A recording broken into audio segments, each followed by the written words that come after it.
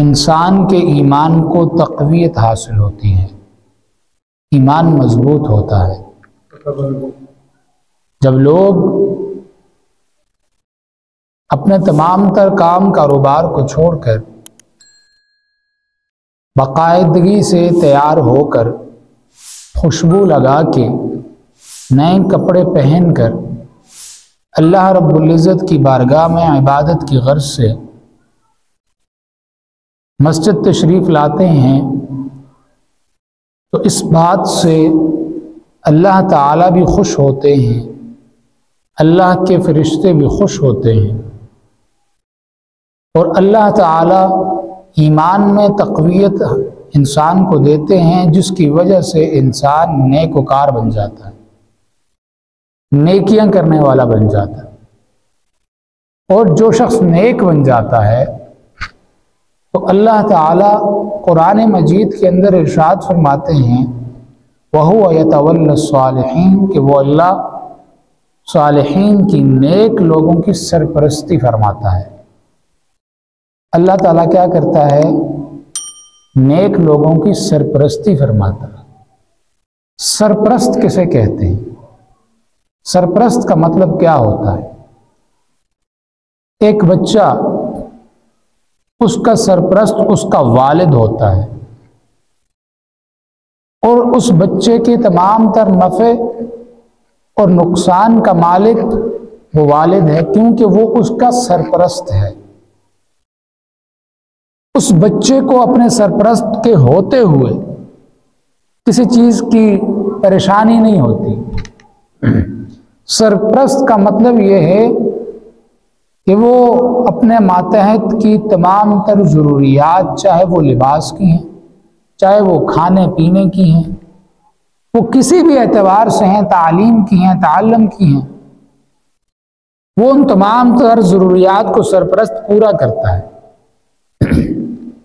ایک مثال ہے، اگر کوئی چھوٹا سا بچہ کسی دوسرے شخص کے گھر پہ پتھر مار کے اس کی کھڑکی کے شیشہ توڑ دے، اس کا نقصان کر دے، تو اس کے گھر والے مطالبہ اس بچے سے نہیں کرتے، بلکہ اس بچے کے سرپرست سے مطالبہ ہوتا ہے، اس کے والد سے مطالبہ ہوتا ہے۔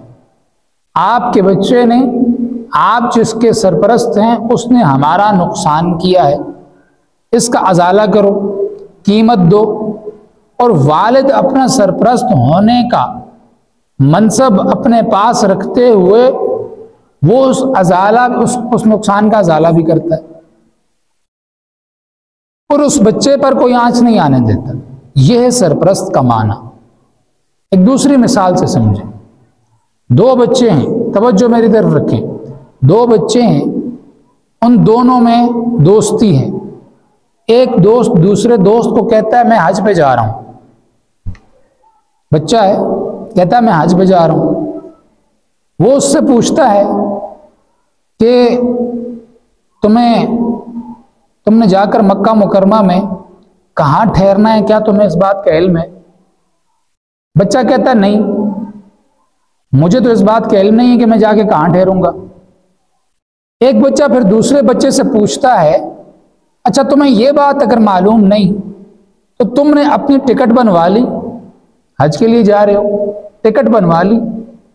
وہ بچہ کہتا ہے نہیں، میں نے تو ٹکٹ نہیں بنوائی۔ وہ بچہ پوچھتا ہے کون سے جہاز سے جاؤ گے؟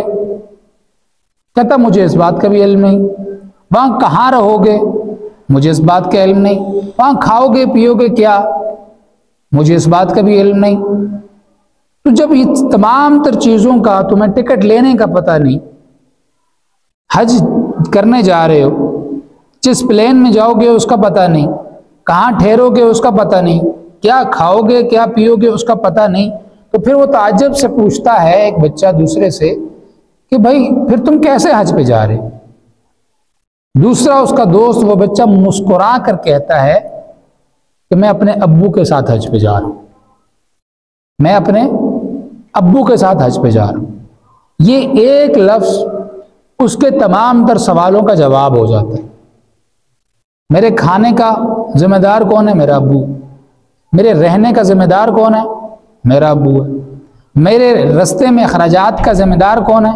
میرا ابو ہے۔ باقی تمام تر چیزوں کا ذمہ دار میرا ابو ہے۔ کیوں؟ میرا ابو میرا سرپرست ہے، میرا ابو میرا سرپرست ہے، لہٰذا مجھے کسی چیز کی فکر نہیں۔ ایسے ہی اللہ رب العزت ارشاد فرماتے ہیں جب انسان نیک ہو جاتا ہے، جمعے والے دن لوگ جمع ہوتے ہیں، طرح طرح سے اپنے سارے کام چھوڑ کے، نیا لباس پہن کے، تیاری کر کے آئے مسجد میں اللہ کو راضی کرنے کے لیے، ایک اجتماع منعقد ہوا، عبادت کی اللہ تعالیٰ کی، یہ نیک ہو گئے، گناہوں سے معافی مانگ لی، اب نیک بن گئے، تو اللہ تعالیٰ کہتے ہیں وَهُوَ يَتَوَلَّى الصَّالِحِينَ، اللہ وہ ہے جو صالحین کا سرپرست بن جاتا ہے، نیکی کرنے والوں کا سرپرست بن جاتا ہے۔ تو جب اللہ سرپرست بن جائے پھر ہمیں کسی چیز کی فکر کرنے کی کیا ضرورت؟ ہماری معیشت کی فکر اللہ کے پاس، ہمارے لباس کی فکر اللہ کے، ہمارے کھانے پینے کی فکر اللہ کے اوپر چھوڑ دیں، بچوں کی پرورش کی فکر اللہ پہ چھوڑ دیں، صرف اپنی زندگی کا قبلہ درست کر کے اللہ کی سمت کر دیں۔ اور ایسی بے شمار واقعات موجود ہیں، اس کی مثالیں قرآن مجید کے اندر ملتی ہیں۔ اللہ تعالیٰ کیسے نیک لوگوں کی سرپرستی فرماتے؟ حضرت مریم، حضرت زکریہ علیہ السلام اللہ کے نبی تھے، ان کی زیر کفالت تھی، ان کی ذمہ داری میں تھی، تو مسجد کے محراب کے اندر ایک کمرہ تھا جس میں حضرت مریم رہا کرتی تھی۔ یہ بیت المقدس کا جو محراب ہے، اس کے اندر ایک کمرہ تھا، اس کے اندر حضرت مریم رہا کرتی تھی۔ ایک مرتبہ حضرت زکریہ علیہ السلام ایک سفر پہ چلے گئے، سفر کے اندر کافی وقت لگ گیا، کافی دن لگ گئے۔ اب یہ اپنی جگہ پریشان ہو گئے کہ کہیں حضرت مریم کے پاس سے کھانے پینے کی جو چیزیں ہیں، جو رزق ہے، وہ ختم نہ ہو گیا اور فاقے نہ گزار رہی ہیں۔ وہ بڑے پریشان ہو گئے، لیکن جب وہ واپس آئے، فوراً سے کمرے میں داخل ہوئے، آگے دیکھتے ہیں کہ بے موسم پھل پڑے ہوئے، آم کا سیزن ہی نہیں ہے، آم پڑا ہوا ہے، سیب کا سیزن ہی نہیں ہے، سیب پڑا ہوا ہے، وہ چیزیں پڑی ہیں جن کا سیزن ہی نہیں ہے۔ تو حضرت زکریا علیہ السلام نے حضرت مریم سے پوچھا کلما دخل علیہ زکریا المحراب وجد عندها رزق، یہ سب کچھ کہاں سے ہے؟ حضرت مریم نے ارشاد فرمایا یہ میرے اللہ تعالیٰ کی دین ہے، ہوا من عند اللہ، ان اللہ یرزق من یشاء بغیر حساب، یہ میرے اللہ کی تعالیٰ کی طرف سے ہے اور وہ جس کو چاہتا ہے بغیر حساب کتاب کے دیتا ہے، وہ بہترین رازق ہے۔ اب حضرت مریم کام کیا کرتی تھی؟ حضرت مریم نبی نہیں تھی، یہ بات ذہن میں رکھیے، مریم نبی نہیں تھی، لیکن ان کا کام کیا تھا؟ سارا دن اللہ تعالیٰ کی عبادت میں گزارتی تھی، نیکی کرتی تھی، نیکوکار تھی، تو اللہ تعالیٰ نے ان کی سرپرستی فرمائی بغیر کسی حجت کے، بغیر ہاتھ پاؤں ہلائے۔ ہمارے ہاں یہ بھی رواج ہے نا، ہاتھ پیر ہلاسیں تو اللہ دے سی۔ اللہ تعالیٰ اس چیز کا محتاج نہیں ہے کہ تم ہاتھ پاؤں ہلاؤ گے تو تمہیں اللہ دے گا۔ اللہ نے کہا انسان کو میں نے دنیا میں بھیجا، اپنی عبادت کے لیے بھیجا، رزق کمانے کے لیے نہیں بھیجا، وہ میں دوں گا۔ تمہیں کیا لگتا ہے کہ تمہارا رزق تمہاری دکان سے نکلتا ہے، تمہارے کاروبار سے آتا ہے؟ نہیں، یہ رزق آسمان سے اترتا ہے، رزق آسمان سے آتا ہے۔ اس زمین سے اناج کون اگاتا ہے؟ تمہارا کاروبار اس زمین سے اناج اگا سکتا ہے؟ کسان اپنا ہل چلا کے اس زمین سے اناج نہیں اگا سکتا، وہ اناج اللہ اگاتے ہیں۔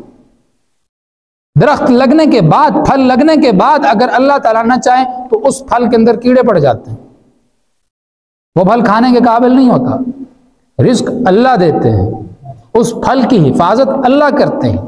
اس لیے یہ کبھی مت کہو کہ سب کچھ ٹھیک ہے، ٹھیک نہیں ہے، کوئی ہے جو ٹھیک کر رہا ہے، سب چل نہیں رہا، کوئی ہے جو چلا رہا ہے۔ ہم صرف کھا رہے ہیں، ہماری بھوک مٹ رہی ہے، نہیں، کھانا نہیں مٹا رہا، اللہ مٹا رہے ہیں۔ ہمارے معاملات درست نہیں ہو رہے، کوئی ہے جو ان معاملات کو درست کر رہا ہے۔ اسی طرح حضرت حاجرہ